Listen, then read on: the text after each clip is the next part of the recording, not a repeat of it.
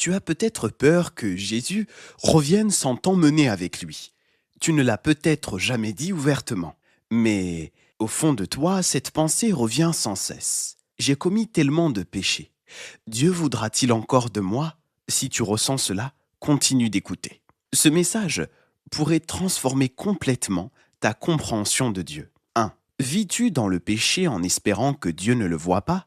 Beaucoup de chrétiens ont peur de perdre leur salut, mais ne changent rien à leur vie. Ils pêchent le soir, prient le matin, puis recommencent le lendemain. Quand la peur revient, ils cherchent des vidéos rassurantes, au lieu de rechercher une véritable repentance. Que dirons-nous donc? Demeurerions-nous dans le péché afin que la grâce abonde? Loin de là, nous qui sommes morts au péché, comment vivrions-nous encore dans le péché? La grâce n'est pas une permission de pécher, c'est une porte ouverte pour ceux qui veulent sincèrement changer. 2. Ta peur vient-elle de Dieu ou du diable? Écoute attentivement. La parole de Dieu te convainc de pécher afin de te ramener vers lui, mais le diable t'accuse pour t'éloigner de Dieu. Quelle est la différence? Quand Dieu te convainc de pécher, il te dit: tu as péché, repens-toi, reviens à moi, je t'attends. Mais l'accusation du diable dit: tu es trop coupable, c'est fini, Dieu ne veut plus de toi. Car il a été précipité, l'accusateur de nos frères, celui qui les accusait devant notre Dieu jour et nuit. Le diable est appelé l'accusateur. Son objectif est de te faire croire que ton péché est trop grand pour être pardonné, que Dieu t'a rejeté, que la porte est fermée. Mais ce sont des mensonges. 3. Sais-tu quelle est réellement la volonté de Dieu pour toi? Beaucoup de chrétiens vivent dans la peur, parce qu'ils ignorent ce que Dieu a réellement déclaré.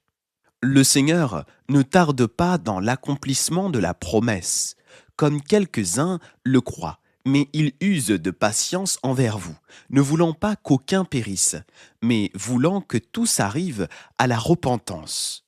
As-tu entendu cela? Il ne veut qu'aucun périsse, pas tous sauf toi. Maintenant, écoute bien.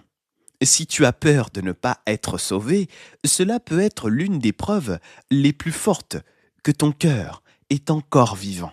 Un cœur mort ne s'inquiète pas du salut. Un cœur endurci ne tremble pas à l'idée de manquer le retour de Jésus. Mais toi, si ton cœur tremble, c'est une bonne nouvelle. Dieu voit cela. Regarde David. Il a commis l'adultère. Il a fait tuer un homme. Et pourtant, lorsqu'il s'est sincèrement repenti, Dieu l'a rétabli. Les sacrifices qui sont agréables à Dieu, c'est un esprit brisé. Ô Dieu, tu ne dédaignes pas un cœur brisé et contrit. Dieu ne rejette jamais un cœur brisé et repentant. Si aujourd'hui tu veux revenir à Dieu, écris dans les commentaires: Seigneur, je veux me repentir et revenir à toi. Partage cette vidéo avec les 3 personnes que Dieu a mises sur ton cœur. Peut-être que ce message restaurera leur espérance. Le Seigneur revient bientôt. Il ne veut perdre aucun de ses enfants. Mais le temps de la grâce ne durera pas éternellement. Si tu veux apprendre à marcher chaque jour avec Dieu et te préparer au retour de Jésus, tu es le bienvenu dans notre groupe gratuit d'études bibliques.